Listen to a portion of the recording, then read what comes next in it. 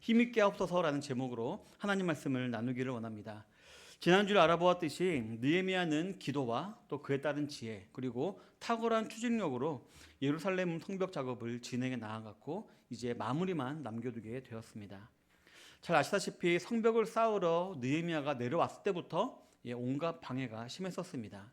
그리고 앞장 5장에 보면은 어떤 일이 기록되어 있냐면 내부에서도 문제가 발생했음을 우리가 알 수가 있습니다. 4장에서는 외부에서 여러 공격이 있었다면 5장에서는 내부에 생긴 문제가 있었는데요. 어떤 문제였냐면은 이 예루살렘 성 안에도 소위 귀족들, 지도자층이 있었습니다. 그 사람들이 어려운 사람들에게 곡식과 돈을 빌려주고 이자를 고리로 받은 것입니다. 근데 밑에 사람들이 돈을 갚지 못하니까 어떻게 했을까요?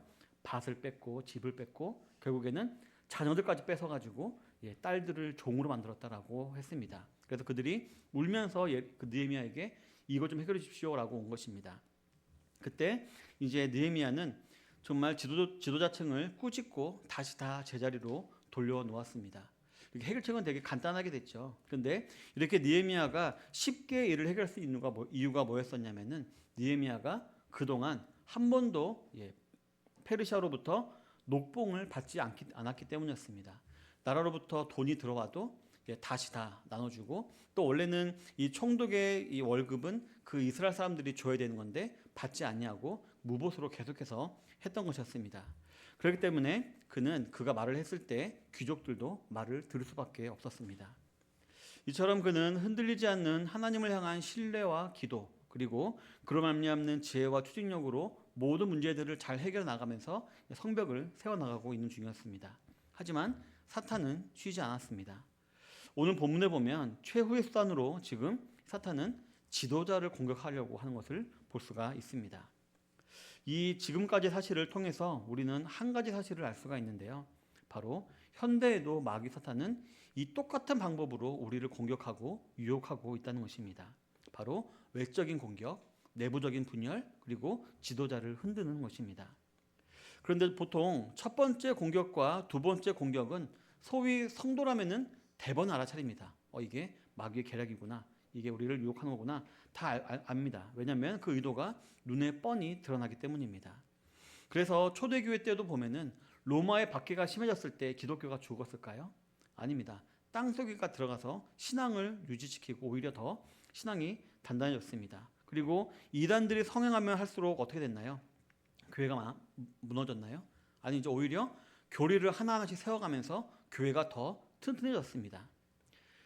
그런데 오히려 로마가 기독교를 공인한 다음 그때부터 기독교가 타락하기 시작했습니다. 그때부터 기독교가 정말 저 끝으로 타락한 역사적인 기록이 이렇게 있습니다. 참 아이러니라고 할 수가 없습니다. 그래서 이제 마귀도 마지막 방법을 지금 사용하고 있는 것입니다. 바로 영적인 지도자를 공격하고 있는 것입니다. 마귀도 스가랴서 13장 7절에 기록된 목자를 치면 양이 흩어지려니와 라는 말씀을 잘 알고 있는 것 같습니다. 성도 여러분, 올해 개척한 우리 속초선양교회는 정말 하나님의 은혜였습니다. 정말 하나님의 은혜로 이제 외적인 준비들은 다 끝난 것 같습니다. 오시는 분들마다 이제 우리 교회는 다 된 것 같다. 이제 사람만 오면 되겠다는 말씀 많이 하시는데요. 이처럼 정말 외적인 준비들은 이제 거의 다 끝나가는 것 같습니다. 게다가 우리 개척자들은 어떤가요? 확실한 소명과 사명으로 서로 연합하고 있고 협력하며 끈끈한 모습을 보여주고 있고 그 분열은 어디서도 보이지가 않습니다. 그렇다면 이제 마귀는 어디를 공격하려고 할까요? 지도자들을 공격하려고 할 것입니다. 그런데 제가 믿기로 지도자는 저뿐만이 아니고요. 개척자들이라고 한다면 저는 모두가 다 지도자다라고 저는 생각을 합니다. 재직으로 임명받은 분들도 있고 또 청년으로서 재직 임명받지 못했지만 큰 힘이 되어주고 있는 분도 있고 또 각 예배 때마다 힘찬 찬양으로 예배를 빛내주는 우리 어린 친구들도 있습니다. 또 존재만으로도 든든함을 주는 우리 두 분의 장로님, 권사님도 있습니다. 다 우리 속초선양교회의 듬직한 지도자들이라고 볼 수가 있는 것입니다. 그리고 이제 새롭게 맞이하는 2026년 마귀는 이제 한 사람 한 사람을 공격하기 시작할 것입니다. 그때 저와 여러분들은 어떻게 그런 공격을 이겨나가야 하는지 한번 본문을 통해서 살펴보기를 원합니다. 첫 번째로는요, 다 되었다 하여서 아니란 마음을 가져서는 안 됩니다. 본문 1절에 보면 산발락과 도비아와 아라비아 사람 게셈과 그 나머지 우리의 원수들이 내게 성벽을 건축하여 허물어진 틈을 남기지 아니었담을 들었는데 그때는 내가 아직 성문에 문짝을 달지 못한 때였더라 라고 기록을 하고 있습니다. 1절을 통해 우리가 알 수 있는 사실은 뭔가요? 이제 성벽은 다 끝났다. 문만 달면 끝난다. 저도 개척할 때 기억납니다. 목수가 가장 마지막에 했던 게 뭐냐면은 문을 닫는 거였습니다. 이처럼 문만 달면 이제 다 끝나는 그 완공 직전인 것입니다. 그래서 오늘 읽지 않았지만 15절에 보면 바로 나오죠. 15절에 뭐가 나오나요? 성벽 역사가 52일 만인 엘루럴 25일에 끝남에 끝났습니다. 끝나는 바로 직전인 것입니다. 그런데 우리가 주의해야 될 사실이 있다면요. 99% 됐다고 해서 그게 100%는 아니라는 것입니다. 1%가 남아있는데 그 남은 1%, 즉 문짝이 없다면 대적의 공격에 너무 쉽게 뚫리지 않겠습니까? 우리 인식에는 이제 문짝만 달면 된다, 이제 다 됐다 하면서 방심하는 경향이 있는데 끝까지 우리는 방심하면 안 되는 것입니다. 왜냐하면 마귀는 계속하는 것을 가장 싫어합니다. 그리고 끝까지 완성하는 것을 무엇보다도 싫어하기 때문에 열매를 맺기 전에 가장 큰 공격을 하고 있는 것입니다. 그래서 마지막 발악을 하는데요. 먼저는 느헤미야를 유혹하고 있습니다. 오노 평지로 이렇게 오라고 유인을 한 것이죠. 2절에 보면 산발락과 게셈이 내게 사람을 보내어 이르기를 오라 우리가 오노 평지 한 촌에서 서로 만나자 하니 실상은 나를 해하고자 함이라 라고 기록을 하고 있습니다. 본문에 나오는 오노 평지는요. 예루살렘 성과 사마리아 성 지역의 중간쯤 되는 그런 지역이라고 합니다. 그리고 산발락과 게셈은 나름 머리를 쓴 것이죠. 어느 특정한 한 성읍을 지정하면 느헤미야가 함정이 있겠구나라고 대본에 알 수 있듯이 그렇게 있으니까 그렇게 말하지 아니하고 느헤미야야 너가 골라라. 오노 평지점에 어디 있는 말을 네가 골라라라고 말을 한 것이었습니다.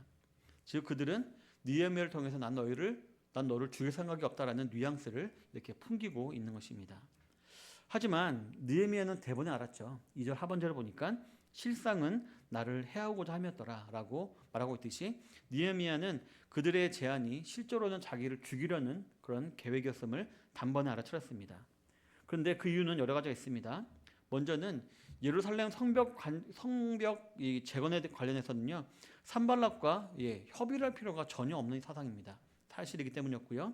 그리고 두 번째로는 개인적인 일보다는 하나님의 일이 더 중요했기 때문이었습니다. 느헤미야는 오직 눈에 하나님의 일, 사명, 성벽 재건밖에 없었습니다. 그렇기 때문에 3절에 보면 이렇게 얘기를 하죠. 내가 곧 저희에게 사자들을 보내 이르기를 내가 이제 큰 역사를 하니 내려가지 못하겠노라. 어찌하여 역사를 떠나 정지하게 하고 너희에게로 내려가겠느냐 하매 라고 기록하고 있는 것입니다. 느헤미야가 예루살렘 성벽을 재건하는 것은 하나님께서 그에게 주는 사명이었습니다. 그는 그의 헌신을 받으시기에 합당하신 하나님을 위해서 일하고 있었기 때문에 그 중요한 사명을 멈출 수가 없는 것이었습니다. 게다가 이제 완공을 바로 앞둔 상태였기 때문에 마지막까지 백성들을 이렇게 북돋우면서 마무리해야 될 중요한 시점인데 그 시점에 성벽을 비우고 어디 갈 수가 없는 것이었습니다. 세 번째로 만약에 산발렛의 의도가 순수했더라면 첫 번째 제안이 거절되었을 때 어떻게 해야 됐을까요? 산발렛이 그래 그럼 내가 가겠다라고 말을 했어야 되는데 어떻게 했나요? 4절에 보니까 4번이나 사람을 보내어서 와라 라고 했다는 것입니다. 그리고 그때마다 느헤미야는 못 간다, 갈 수 없다, 나는 큰 역사를 해야 된다 말하면서 거절했습니다.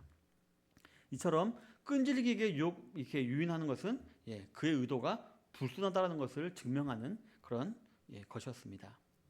그렇기 때문에 느헤미야는 물론 기도도 했겠지만 직감적으로 이는 자신을 해하려는 것임을 알아차렸던 것이었습니다. 그리고는 별다른 대응 없이 그들의 요구를 묵살했습니다. 이처럼 자신들의 계략이 반복적으로 무산되는 것을 통해 산발락과 그 무리들은 어떤 마음을 가지게 되었을까요? 느헤미야가 확실히 마음 잡았구나, 변하지 않겠구나 라는 굳은 의지만을 아마 확인하고 말았을 것입니다. 성도 여러분, 이런 식으로 마귀는 현대를 살아가는 저와 여러분들에게도 끊임없는 공격과 타협을 제시합니다. 주님이 우리에게 주신 사명을 완수하지 못하도록 쉬지 않고 공격을 하는 것입니다.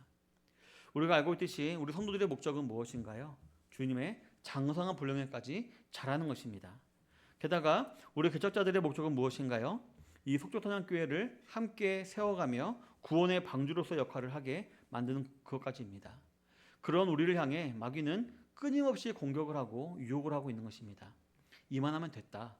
너 더 하면, 너 여기서 더 나가면 너 오버하는 거다. 남들 때문에 아마 너도 힘들걸? 괜히 남들은 쉬고 싶은데 너 혼자 이렇게 나대면은 다 힘들어할걸? 라고 하면서 유혹하기도 하고요. 때로는 그냥 눈 딱 감고 넘어갈 것도 있는 거야 라고 하면서 날마다 다름질해야 될 우리의 신앙생활 여정 가운데 한적한 오너 평지로 와서 쉴 것을 유혹하는 사단마귀의 공격이 있는 것입니다. 그래서 우리의 다름질을 향방 없는 것 같이 의미 없다라고 생각하게 만들기도 하고요. 또 우리가 싸우는 것, 우리가 개척하는 것이 허공을 치는 것 같이 웃긴 일이다라고 만들어 버리려는 의도도 있는 것입니다. 그리고 산발락과 도비아가 오노 평지에서 느헤미야를 죽이려고 했듯이 이러한 아니란 생각들은 결국 우리를 죽게 만들 것입니다. C.S. 루이스라는 작가가 지은 스크루테이프의 편지라는 책이 있습니다. 그 책에 보면은 삼촌 마귀가 조카 마귀에게 조언을 합니다. 너 환자들을 대할 때, 여기서 말하는 환자는 그리스도인들입니다. 그들한테 너무 지치지 않게 만들어라. 그냥 적당히 하게 만들어라. 그럼 걔네들이 알아서 무너질 것이다 라고 조언을 합니다. 노골적인 악인이 아니라 적당한 악인으로 만들어라 라고 말을 하고 있는 것입니다. 선인같이 보이는 악인을 만들어야 남도 속고 자기도 속는다는 것입니다. 이러한 마귀 유혹에 넘어가지 않는 성도님들이 다 되어야 할 줄로 믿습니다.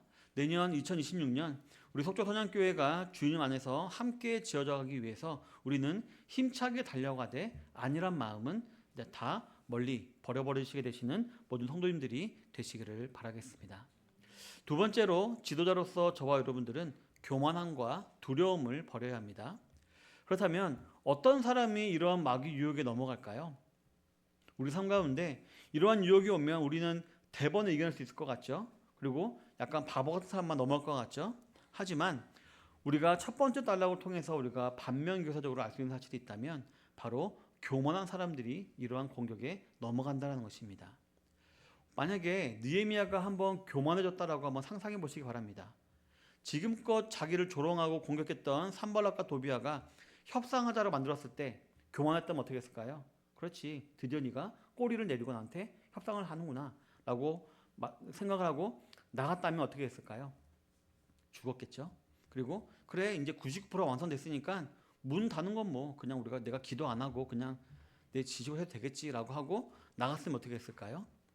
결국엔 오노 평지에 갔다가 죽었을 것입니다. 이처럼 나는 내가 컨트롤할 수 있다. 나는 말씀에 분별력이 있다라고 교만해하는 순간 그 사람은 넘어지게 되어 있는 것입니다. 항상 겸손하게 하나님을 신뢰하는 마음으로 하나님만 의지하며 모든 상황 속에서 판단하고 하나님으로 판단하고 나아가시는 성도님들 되시기를 바라겠습니다. 다음으로는 두려워하는 사람들이 이러한 마귀의 공격에 넘어갑니다.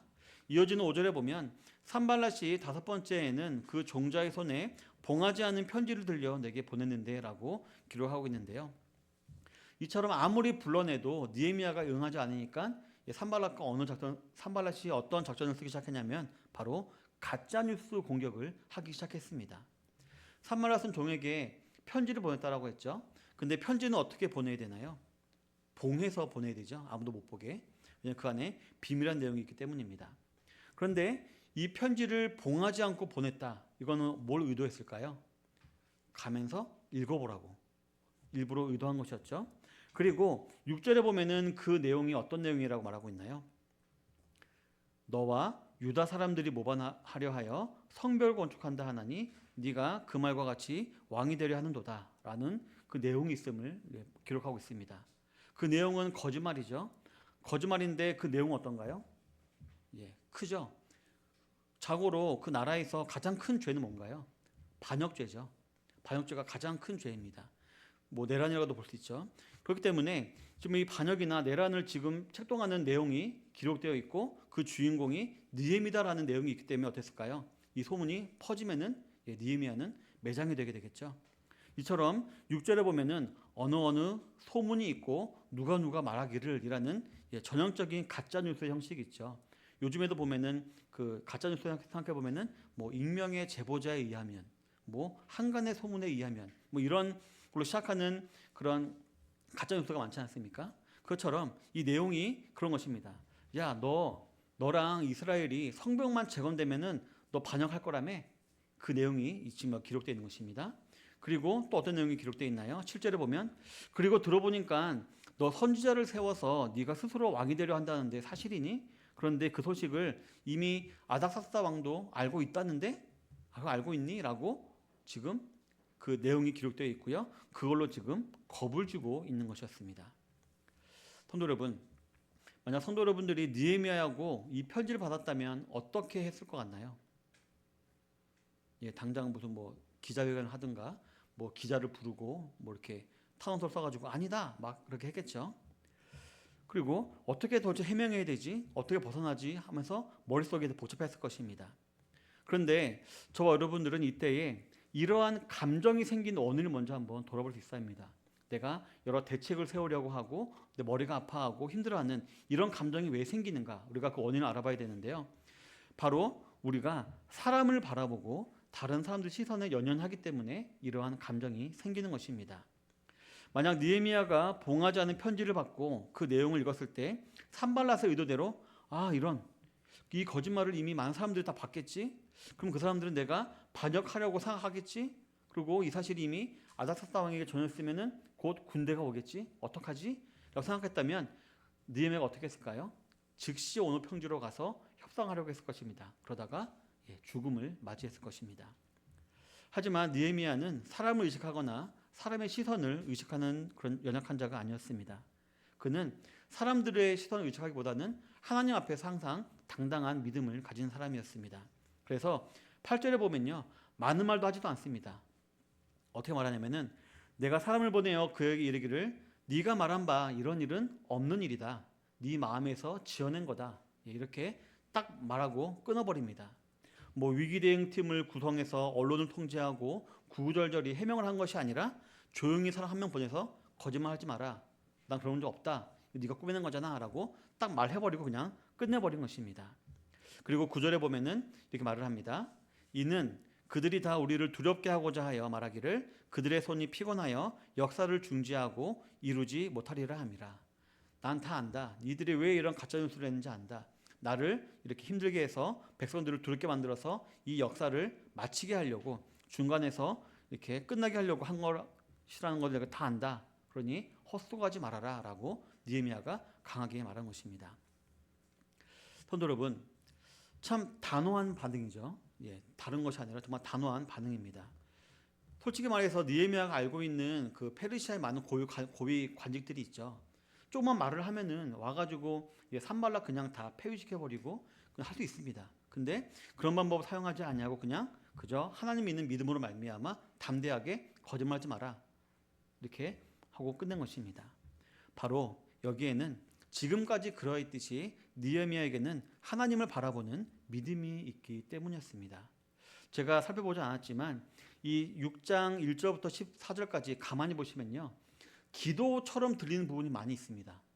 뭐뭐 하였노라, 뭐뭐 했다 이런 식으로 많이 있는데 이건 다 그때그때마다 느헤미야가 기도를 했다는 것입니다. 기도를 하고 그 응답으로 대응하며 나갔다는 것입니다.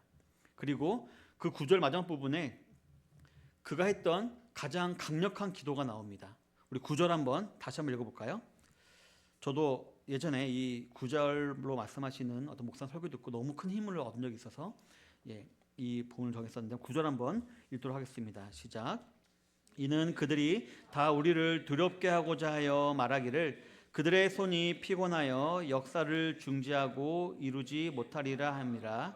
이제 내 손을 힘입게 하옵소서 하였노라. 마지막 두 줄이 기도입니다. 이제 내 손을 힘입게 하옵소서. 기도죠.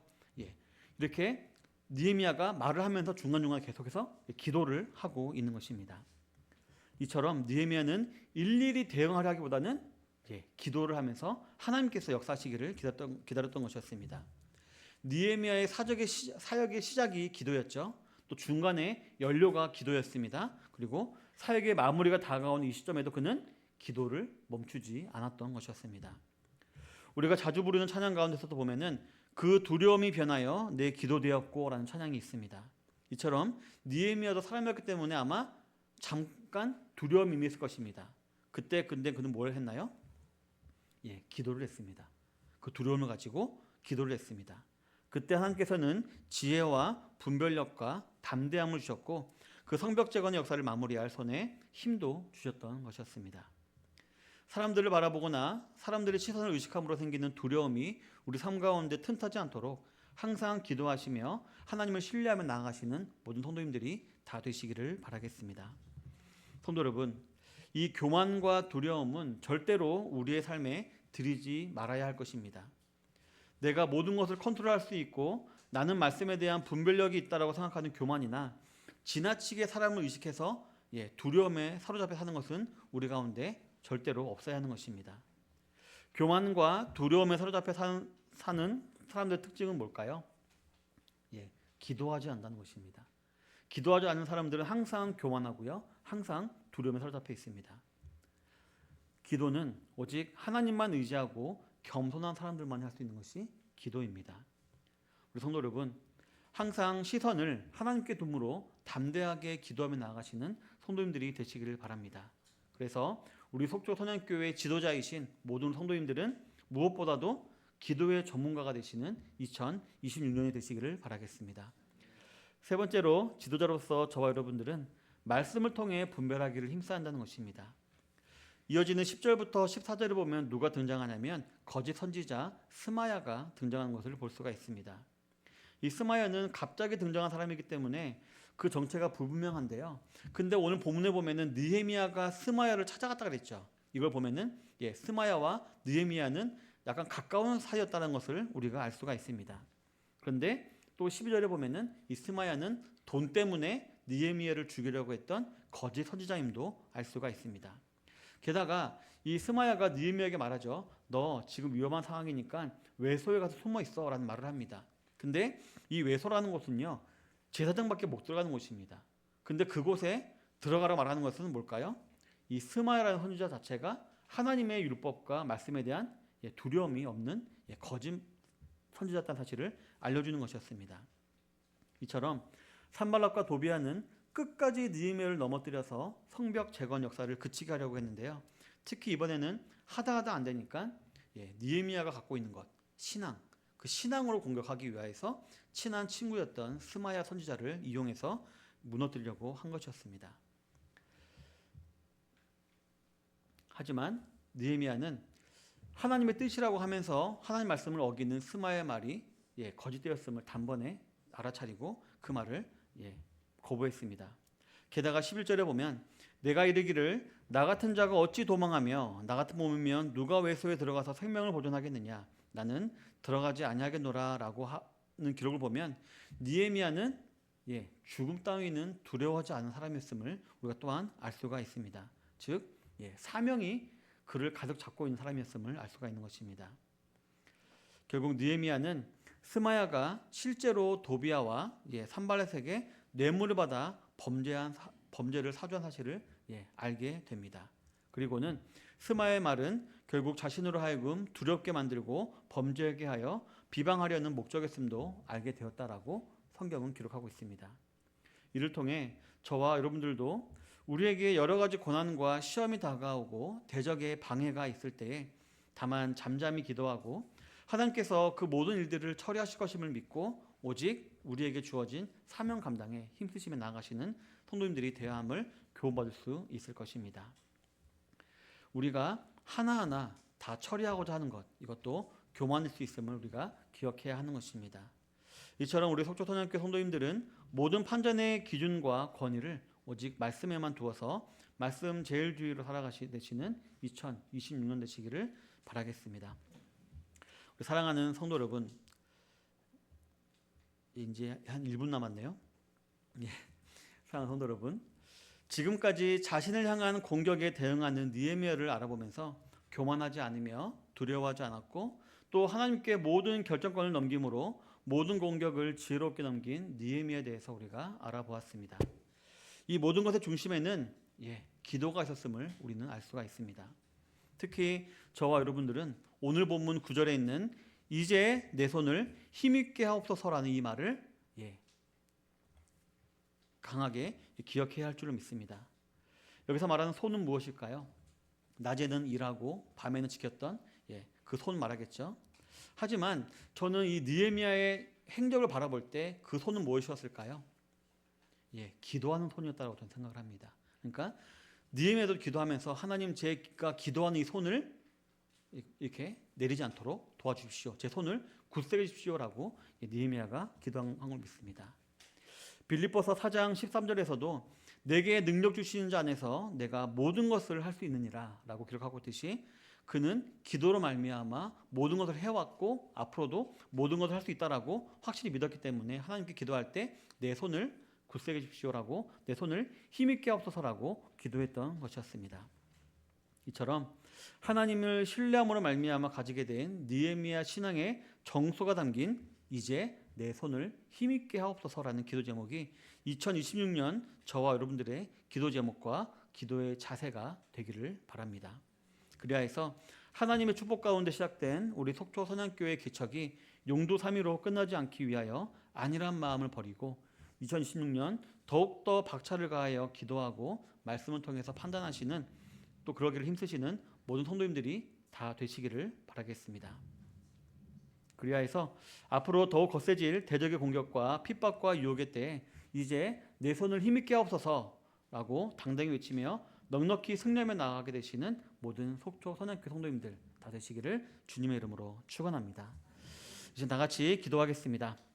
계속되는 마귀의 공격에 지나친 교만함과 두려움으로 반응하지 않게 하소서. 범사의 겸손한 기도로 하나님의 지혜와 능력을 공급받는 자가 되게 하소서.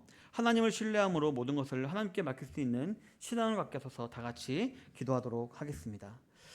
하나님 아버지 참으로 감사드립니다. 오늘 느헤미야 말씀을 통하여서 우리로 하여금 2026년을 맞이함에 어떤 자세를 가지고 맞이해야 되는지 알려주심을 참으로 감사드립니다.